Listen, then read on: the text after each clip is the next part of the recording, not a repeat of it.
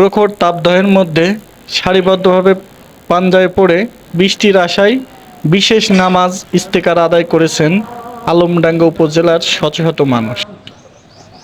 আজ বুধবার সকাল 10টার দিকে উপজেলা দারুস সালাম ঈদগাহ ও কুমারী ইউনিয়নের ফুটবল মাঠ প্রাঙ্গণে এই নামাজ আদায় করেন মুসল্লিরা।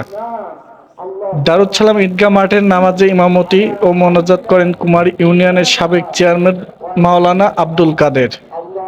এছাড়া কুমারী ফুটবল মাঠে ইমামতি ও মোনাজাত করেন কুমারী মোহাম্মদিয়া জামে মসজিদের ইমাম মাওলানা গিয়াসউদ্দিন।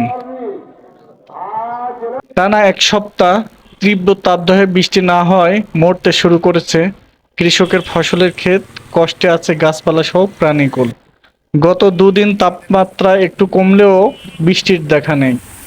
এদিকে গতকাল মঙ্গলবার দুপুর 12টায় জেলায় তাপমাত্রা রেকর্ড করা হয়েছে 38.4 ডিগ্রি সেলসিয়াস। প্রায় এক সপ্তাহ ধরে চুয়াডাঙ্গায় 40 থেকে 42 ডিগ্রির উপরে তাপমাত্রা ওঠানামা করছে। আজ বুধবার সকাল 9টার দিকে চুয়াডাঙ্গা পৌর শহরের হাটকালুগঞ্জে অবস্থিত আবহাওয়া অফিস তাপমাত্রা রেকর্ড করেছে 32.7 ডিগ্রি সেলসিয়াস, যা বাতাসের আর্দ্রতা 53%।